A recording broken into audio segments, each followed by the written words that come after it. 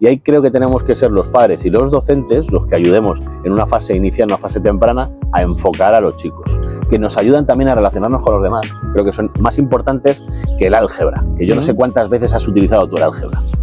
La planificación financiera es algo que yo he descubierto con los años y no entiendo cómo no nos la enseñan, ya no en la universidad, en el colegio. A los de nuestra generación y sobre todo a los de una generación más arriba nos vendieron que era la panacea. Estudia una carrera que triunfarás.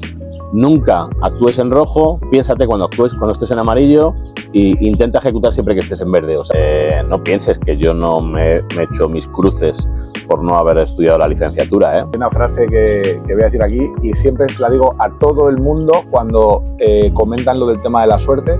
Yo siempre digo, como dice mi amigo Paquito, la suerte la reparten a las 7 de la mañana. Yo llegué a trabajar 70 y tantas horas a la semana en ese gimnasio. ¿El factor suerte existe? Sí, pero en un 1%. Hay otro 99% que es determinación, constancia, disciplina, aprendizaje, mente abierta. Si alineas con tus deseos, de repente todo empieza a fluir, empieza a salir.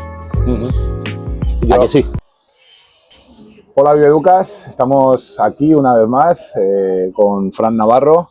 Hoy vamos a hablar de todo lo que significa no estudiar en una educación reglada, fuera de las universidades, y cómo el crecimiento puede llegar hasta conseguir pues, unos ingresos muy buenos. Y todo esto nos va a llevar a intentar tener una conversación sobre proyectos, sobre emprendimiento, sobre cómo ganarse la vida fuera de la universidad.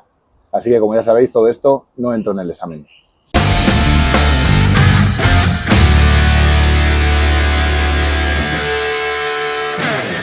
Bueno, Fran, ¿cómo estás? Bien, muchas gracias, ¿eh? Lo venía pensando ahora, no sé cuántos años hace que nos conocemos, 30 por lo menos. Por ahí. ¿30? Sí. Eso quiere decir que somos muy mayores. Empezamos a ser viejos. Es la persona que se ha ido creando, no me encanta decir que me he forjado a mí mismo, porque tiene muchas connotaciones, pero es un poco la realidad. Aunque siempre tuve claro que me quería dedicar a la actividad física y el deporte, más concretamente a la rama del fitness, a día de hoy soy un emprendedor. Todo gira en torno a este mundo, aunque he tenido alguna excursión en otros, como hostelería, ocio nocturno, eventos y demás, pero principalmente me relaciono con el mundo de la actividad física y el deporte, concretamente en el fitness. A día de hoy soy country manager en España para una marca de equipamiento de fuerza que se llama Gym80, Gym80. Yo sigo como lo que socialmente hay que seguir, ¿no? Bachillerato, universidad. ¿Tú en qué momento decides parar? ¿O por qué decides parar y no continuar la educación reglada? A ver, la realidad es que hubo un momento bastante complicado en mi vida por las relaciones sociales.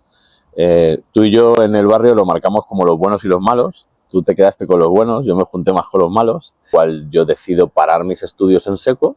No termino ni siquiera la ESO, luego la tengo que terminar de noche y me quedo en tercero. Me quedo en tercero de ESO. Me pongo a currar, digo a mis padres que me he equivocado, que quiero volver a estudiar, y mi madre me dice que verdes las han segado, que he tomado una decisión y que ahora que si quiero volver a estudiar, estudio y trabajo. No quería trabajar, pues trabajas. ¿Y qué hacía yo allí con 14, 15 añitos? Pues subir y bajar bacaladas de bacalao, cargar cajas de agua. Estuve en verano que fue un palizón. Yo creo que me di fue una de las hostias de mi vida donde me di cuenta de que realmente no era eso lo que era para mí. Siempre he sido una persona con muchas incertidumbres acerca del crecimiento personal, ya desde pequeñito. Hubo un momento ya hacia los 14, 15 que me di cuenta de que eso no me latía tanto. Ha sido algo que me ha llamado la atención y luego me ha ayudado en mi carrera, pero no me latía tanto. Entonces, cuando pude retomar los estudios, lo primero que hice fue acabar lo que sería lo mínimo, ¿no? Acabar la ESO. Y enseguida me puse a trabajar ayudando en un gimnasio de unos amigos nuestros. Ahí empecé a entrenar, me hice muy amigo de los hermanos Prada. Después, bueno, pues me iban enseñando poco a poco como cliente y como colega todo este mundillo.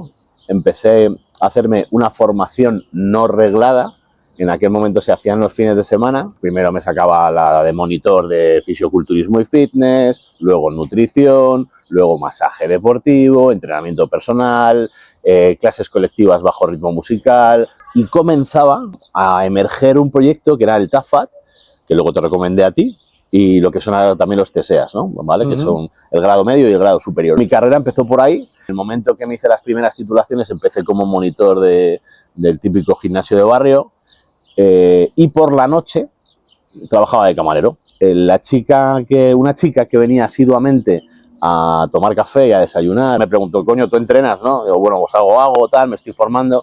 Me dice, ¿qué me dices? Dice, pues aquí en el hotel, aquí enfrente, en el Hotel Eurobuilding, dices, tenemos un gimnasio de alto standing, me hace falta una persona para el fin de semana. Fíjate.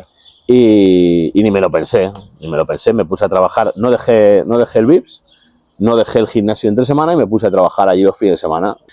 Pero eso fue cada vez encendiendo más y más la llama acerca de lo que hoy se ha convertido en mi sector. Nada, al poco tiempo de trabajar los fines de semana se dieron cuenta un poco de mi manera de hacer, me empezaron a ofrecer clases entre semana, las clases fueron a más clases hasta que llegó un momento, llegó un momento que esta mujer me dijo, si tú te sigues formando yo te sigo dando contenido. Así fue hasta que alcancé, no las 40 horas, yo llegué a trabajar 70 y tantas horas a la semana en ese gimnasio, y por supuesto llegó un momento en que tuve que dejar mi rol de camarero. Pasé a dar body combat, body pump, spinning, clases de tonificación varia. Ahí fue donde empecé a aprender pilates. Yo me he ganado muy bien la vida con pilates, he hecho millones de formaciones de pilates, he tenido centros de pilates. Empecé a dar entrenamientos personales y durante esa etapa de mi vida también fui profesor de pádel, que daba clases de iniciación a chavales y tal, y bueno, lo suficiente como para rellenar mi agenda. Durante un año y medio, de 7 de la mañana a 11 de la noche, Que tú y yo hemos hablado mucho del tema de la suerte y de las oportunidades. Bueno, ¿qué consejo le darías ahora a una persona que está así un poco, que no sabe, que a lo mejor está en un trabajo que no estaba bien, que quiere cambios pero no se atreve? ¿Tú a estas personas qué le dirías? a veces que hay que aprender a dejar ir, hay que aprender a soltar. ¿El factor suerte existe? Sí, pero en un 1%. Hay otro 99% que es determinación, constancia, disciplina, aprendizaje, mente abierta, y luego un 1% de suerte. Entonces, a toda esa gente que tenga miedo a emprender, que tenga miedo a dar el salto, que tenga miedo, el miedo no te conduce absolutamente a nada. Lo que te conduce a avanzar es precisamente eso, dar un paso. ¿No estás preparado para dar un paso de gigante? Nadie te lo pide. Da un paso chiquitito, pero da un paso. Sal de donde estás ahora mismo. Y en el momento que tú empiezas a hacer las cosas bien, que tú te alineas con el universo se alinea contigo y las cosas empiezan a venir. Me lo ha demostrado muchísimas veces. Para aquel que no crea, solo le diría una cosa, que lo pruebe. Tú, si te alineas con tu futuro, si te alineas con tus deseos, de repente todo empieza a fluir, empieza a salir. Yo debo decir, y tú lo sabes, que te lo he dicho muchas veces, que tú para mí has sido una persona que me ha llevado a abrir la mente, ¿por qué está todo el rato este tío moviéndose y contactando con gente y viendo y moviéndose, y ahora ha abierto esto, y ahora ha cerrado esto, y ahora he ganado esto, y ahora tal? Entonces, me ha sorprendido mucho, y entonces poco a poco yo, a mi nivel de escala, yo estaba pensando siempre que tengo que darle vocación a mi carrera, que para eso me he formado y para eso he tenido que hacer una universidad y gastar el dinero y invertir no sé cuántos, 3, 4 años de mi vida, que a día de hoy sí que es cierto que estoy trabajando en un colegio, sigo con la educación, pero a mí siempre me ha llamado por el otro lado del tema del emprendimiento. ¿Tú a tus hijos ahora les recomendarías que siguieran tu camino o un camino tradicional? Tengo 2 hijos y depende de cómo los vaya viendo que se vayan desarrollando.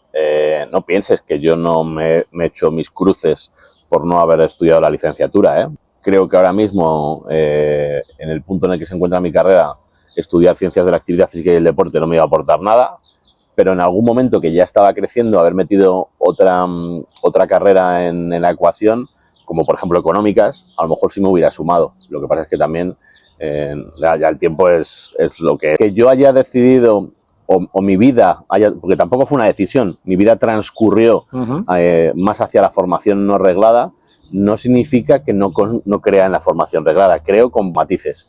Creo que no es el único camino y creo que no es el camino para todos. A los de nuestra generación y sobre todo a los de una generación más arriba nos vendieron que era la panacea.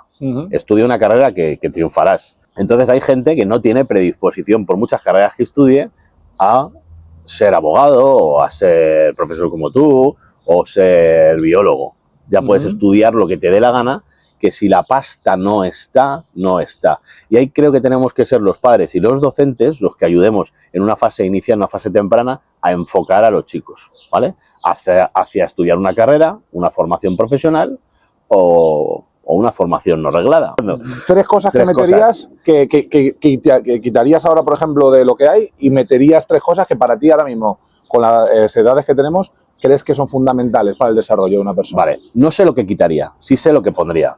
La planificación financiera es algo que yo he descubierto con los años y no entiendo cómo no nos lo enseñan ya no en la universidad, en el colegio. O sea, el entender cómo funciona toda la orquesta financiera de nuestro país y del mundo es muy importante para luego hacer tus inversiones. Tú y yo hemos empezado a hacer inversiones tarde, porque nuestra educación financiera era nula en un momento y baja hasta que empiezas a meterlo. O sea, conceptos como el interés compuesto, conceptos como que hay mercados que sí o sí, pase lo que pase en el mundo, van a seguir subiendo. Incluso si existe una pandemia, luego se recuperan de la pandemia porque por natura son mercados como la energía, como la industria alimentaria, siempre van a subir. El conocer ese detalle y decir, oye, no hace falta que tengas tu dinero en el banco, lo puedes invertir en leche, que la leche siempre va a subir, o en metalurgia.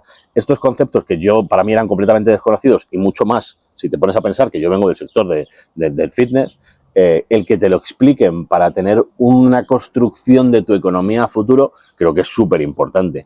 ¿Qué más cosas? Pues para mí, por ejemplo, a ver, el tema de la religión ha quedado muy denostado en los últimos años. Las nuevas generaciones entiendan que no todo existe en el plano material, sino que de alguna manera existe otro plano, lo puedes llamar como te dé la gana, pero existen esas energías, existen esas deidades, existe algo más en lo que tienes que creer porque está ahí. Creo que eso es algo que poco a poco se está dejando de estudiar, salvo que vayas a un colegio 100% cristiano o 100% católico, que no sé si es tampoco lo que yo inculcaría. Y en mi pensamiento a día de hoy, yo he crecido como cristiano, pero a día de hoy creo que no echaría por tierra otro tipo de religiones, más sí las metería en la educación.